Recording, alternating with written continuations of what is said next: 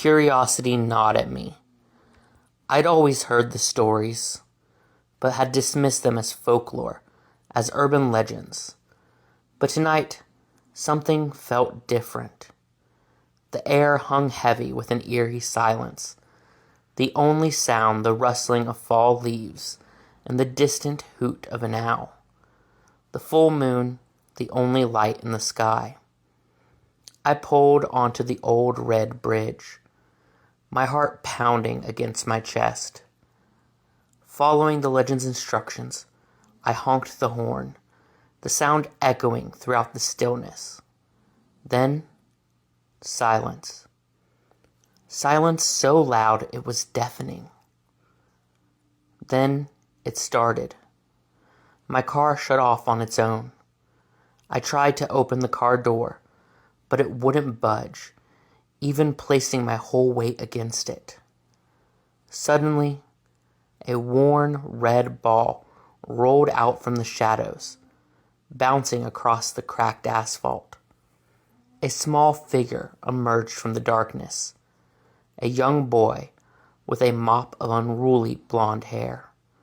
He chased after the ball, laughing, his laughter echoing in the stillness, a haunting counterpoint to the quiet night. Then it happened. Headlights suddenly pierced the gloom, a car speeding towards the bridge.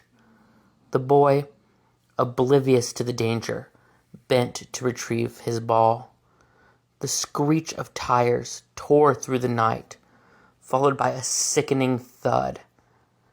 The car sped away, leaving the boy lying, crumpled on the bridge, his small body twisted into unnatural angles. A gasp escaped my lips, but no sound came out. I was frozen, trapped in this horrifying spectacle. The boy's face contorted in pain. His limbs were bent and broken. He looked up at me, his eyes filled with an otherworldly sadness. I wanted to scream, to reach out, to do something, anything, but I was paralyzed, my body refusing to respond.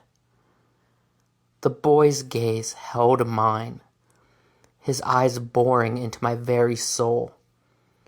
I felt a chill creep down my spine, an icy dread that seeped into my bones. Then the boy stood, his body and limbs twisted, blood covering his clothes, and his face unrecognizable. Time seemed to stand still, each second stretching into eternity as he stood staring at me, broken and bloodied. Then, as suddenly as it began, it ended, and the boy faded into mist. My car sputtered back to life, the engine roaring as if it had awakened from a deep slumber. My hands were shaking as I sped away from the bridge, the image of the boy seared into my memory, an image I could never forget. The legend of the Red Bridge was true.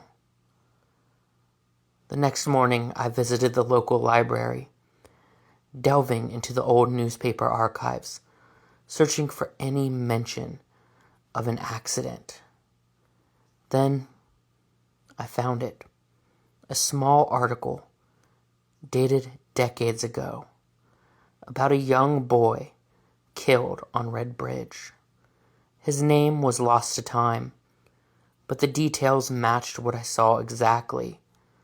The ball, the speeding car, the hit and run. They had never found the people who had hit the boy. And now, his spirit still haunts the bridge, reliving that tragic night over and over again, waiting for someone, for anyone, who can solve the mystery of the Red Bridge hit and run.